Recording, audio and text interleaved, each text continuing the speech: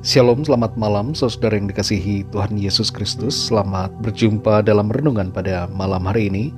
Doa dan harapan saya saudara semua ada dalam keadaan yang baik, sehat, penuh semangat, selalu bersuka cita dan berlimpah berkat Tuhan.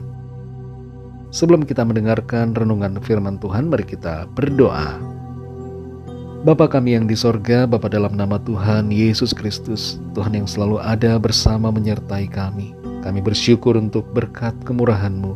Tuhan sudah menyertai dan melindungi kami di sepanjang hari ini. Saat ini kami mau mendengarkan sabda firman-Mu. Urapi kami agar kami mengerti dan berikan kami hati yang taat untuk melakukan setiap kehendak-Mu. Dalam nama Tuhan Yesus kami berdoa. Haleluya. Amin. Saudara yang dikasihi Tuhan, ayat renungan kita pada saat ini terdapat dalam kitab Bilangan pasal 22 ayat 21-22. Tertulis demikian.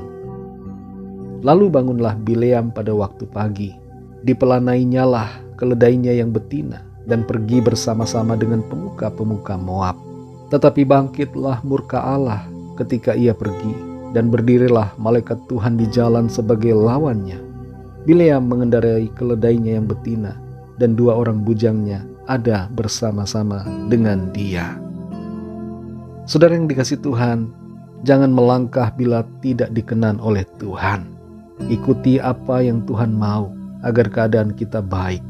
Bila kita memaksakan diri kita untuk melakukan sesuatu yang tidak disuruh Tuhan atau tidak sesuai dengan firman-Nya, maka itu berarti bahwa kita sedang menjadi lawannya.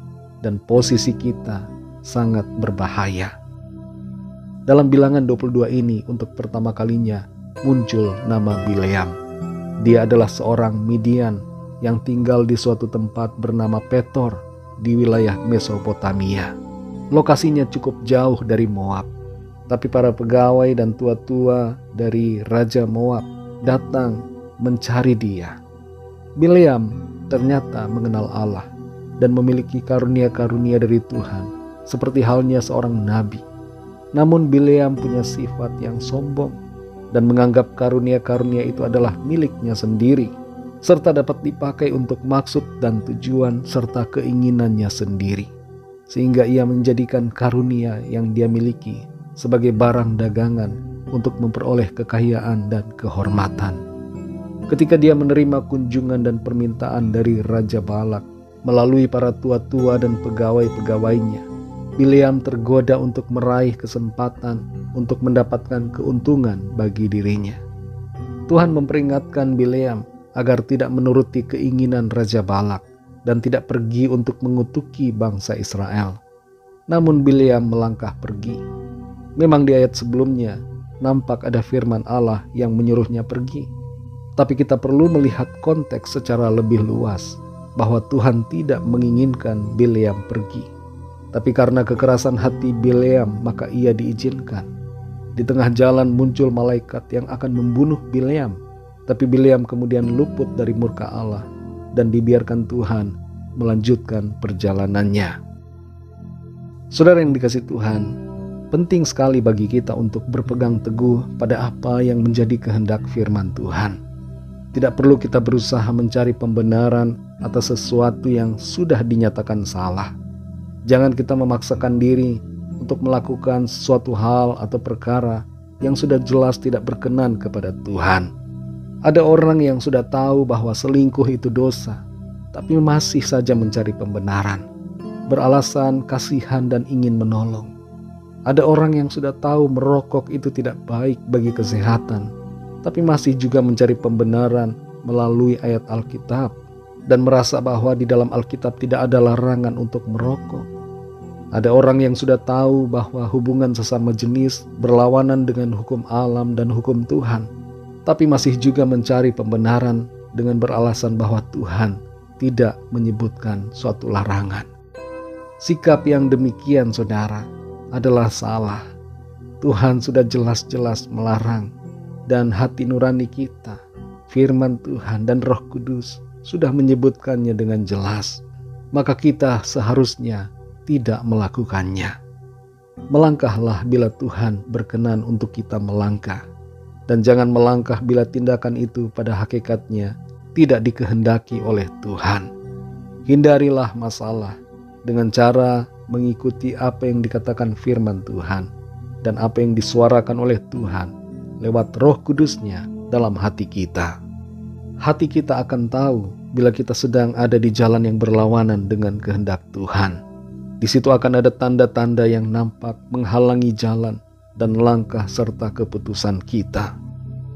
Jadilah peka secara rohani. Jangan biarkan kedagingan dan hawa nafsu akan berbagai hal dunia membuat kita tidak dapat melihat dan tidak dapat mengerti akan kehendak Tuhan. Berjalanlah dalam pimpinan Roh Kudus dalam menghadapi setiap situasi dalam hidup kita, agar kita mengalami keberkatan dan perkenanan Tuhan yang membawa kebaikan dalam hidup kita. Kasih karunia Tuhan akan menolong dan memampukan saudara dan saya untuk hidup seturut kehendak-Nya. Mari kita berdoa.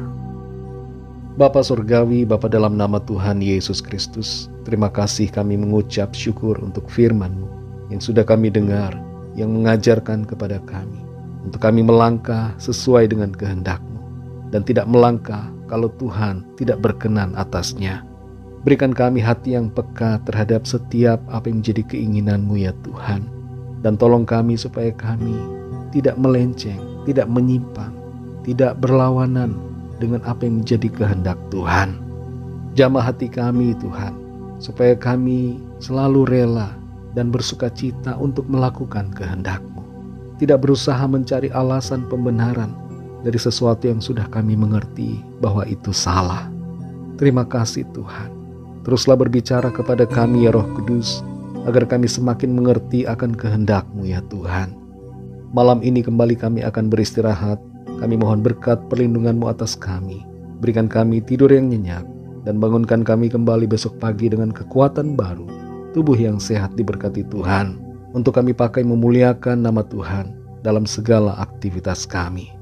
Kami berdoa membawa setiap pergumulan dan permohonan doa kami masing-masing, agar Tuhan menjamah dan melawat setiap kami, menyatakan kuasa mujizat-Mu bagi kami.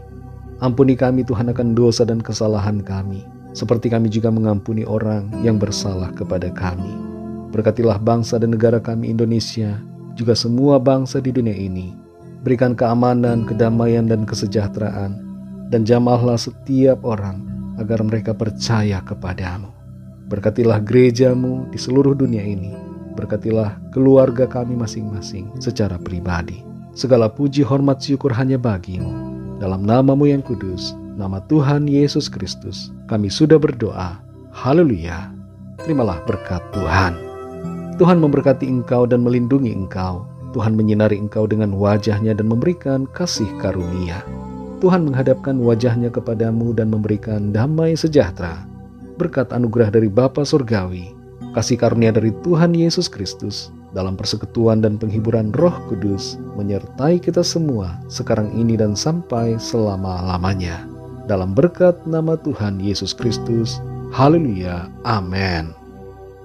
Puji Tuhan, saudara yang dikasihi Tuhan, saya percaya firman Tuhan menjadi berkat dan kekuatan buat saudara semua, dan Roh Kudus akan menolong saudara untuk lebih lagi memahami kebenaran firman Tuhan. Tuhan Yesus memberkati saudara semua. Sampai jumpa dalam renungan yang berikutnya. Haleluya.